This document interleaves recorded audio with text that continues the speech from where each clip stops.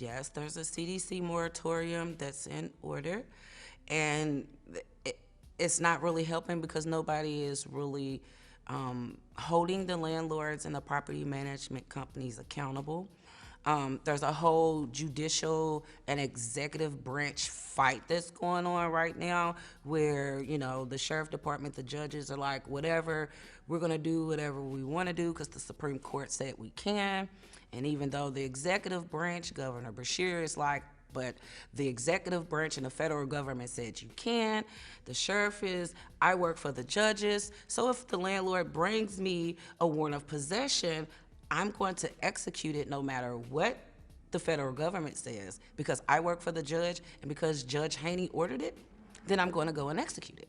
The judges are unbelievable. I mean, they go from some days I sit in Occupy Eviction and I'm like, okay, Judge, you had a good day today. And then sit on Occupy Eviction the next day and she's in her willing evictions like, Slim Jim. So I guess it really just depends on how they feel that day, what's going on with them on that day, because they're not following no rules but their own rules.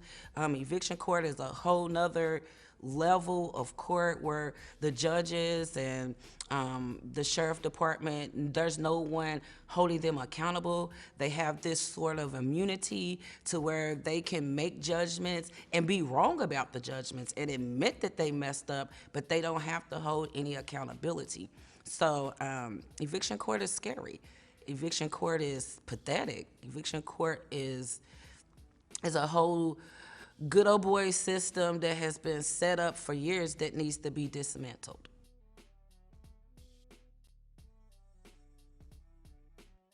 Yes.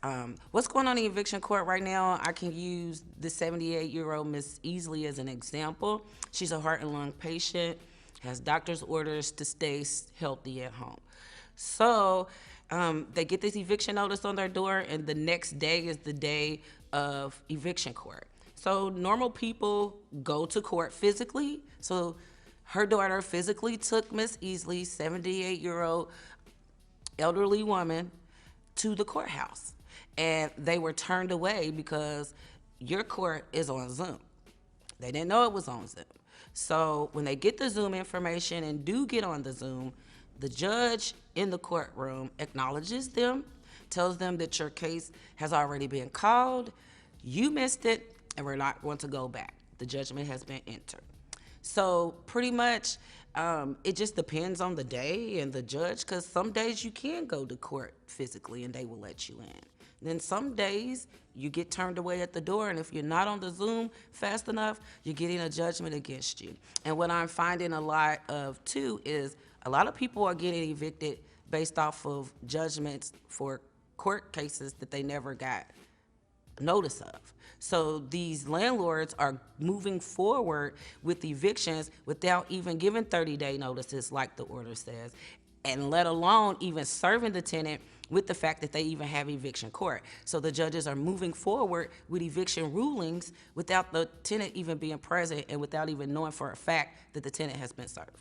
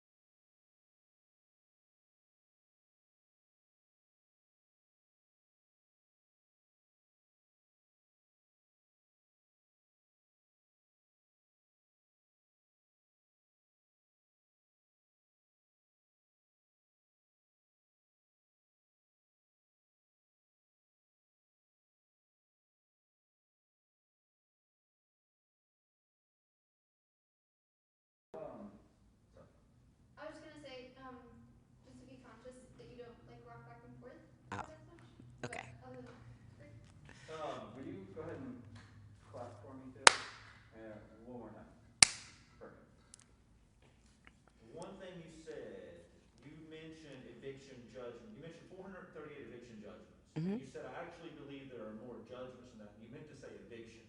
Hmm. So I'm going to ask you a question. You can just expound on it. So in the data, you guys found 438 eviction judgments, but you believe there are actually more people. You believe that more people got evicted than those 438. Will you tell us about that and why you think that is? Yes.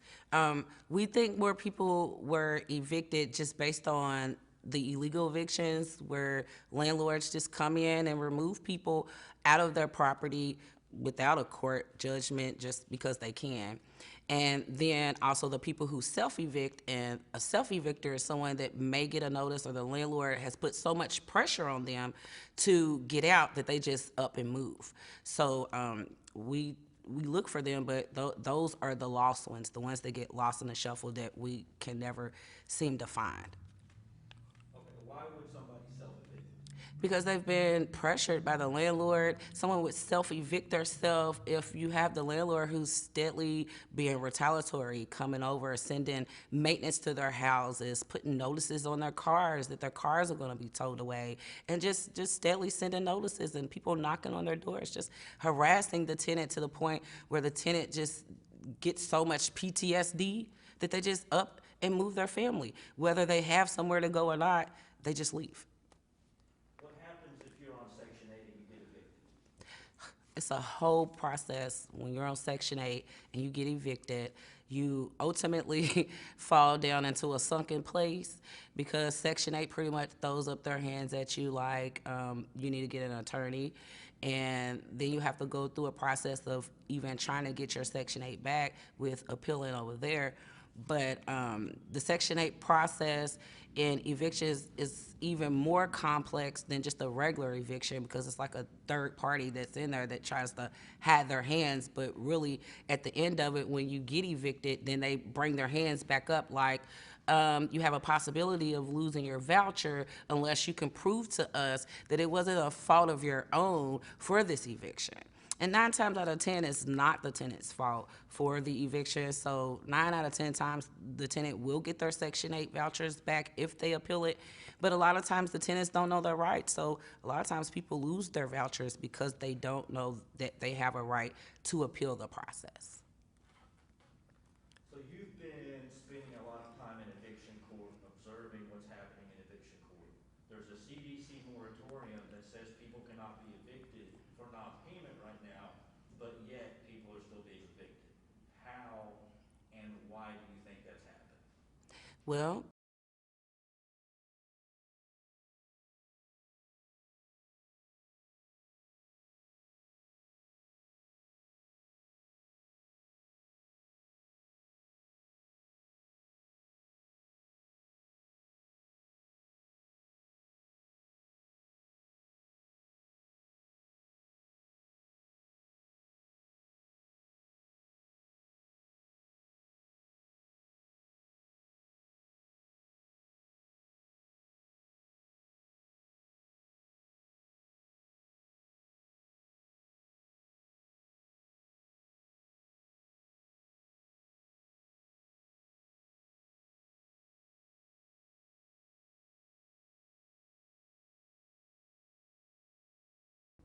period.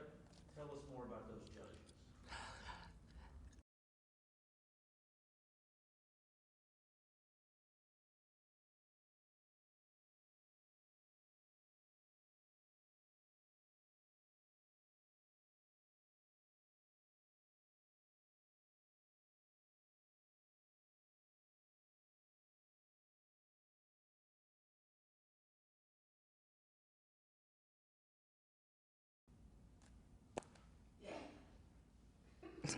Walk us through what's happening in eviction court right now.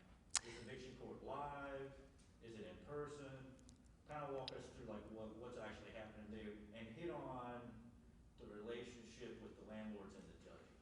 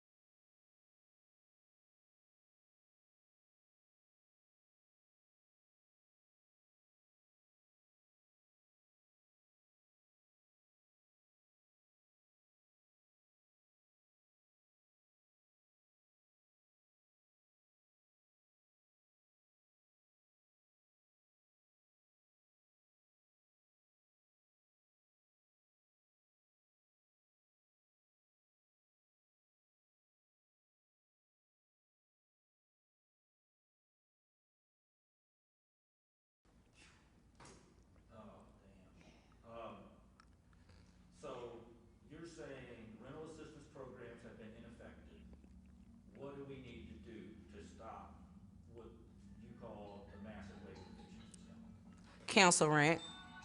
That's the. Oh man, I thought I had that. Just hit the. Okay. Yes. Okay. So that's, I think we got it after this one. We can go deeper, Do you but want to turn the sound off? Yes. They might call that this. Yeah. Especially if it's my obnoxious son. He's like a. He's like a husband that won't give you a chance. You are killing it, just killing the game. I've waited all my life. Yes. Blueprint. Y'all heard me? Yes. Sure. Okay, now restate the question again, and I can. so you're saying rental assistance funds have been ineffective. Well, two things I kind of want you, I want you to kind of expound on. Rental assistance funds have been ineffective. What do we need to do instead, which you already said, but then like, why do you think there's been such an emphasis on rental assistance funds? So just deal with the first question first, and we'll do the second. Okay, yes. The rental assistance has been ineffective because there's really nobody regulating it. So you're making it real top heavy for the tenant, making them the ones required to do all the work for the CDC moratorium, for the rental assistance, for the landlord to get paid. But at the same time, by the time the landlord does receive payment, the tenant's already evicted. So the rental assistance is ineffective because you're giving money to landlords for tenants that are no longer occupying the units. So what do we need to do in order to stop this mass eviction? Cancel rent. Just as simple as that. Cancel the rent. Let's start all over in 2021. 2020 came in and knocked everything over. So let's start all over. Cancel the rent. Stop the mass evictions. The landlords have been paid. The mortgage companies have been bailed out. The only people who've not been bailed out is us, the impacted residents, the tenants, the ones who don't have no other option. Housing is essential. It's not essential to the people who are owning and the ones that are the property maintenance companies. It's a business for them. So they got the small business loans.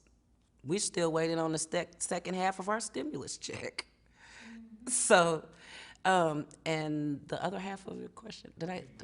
Oh, okay. Look at you, blueprint. I think that's a wrap.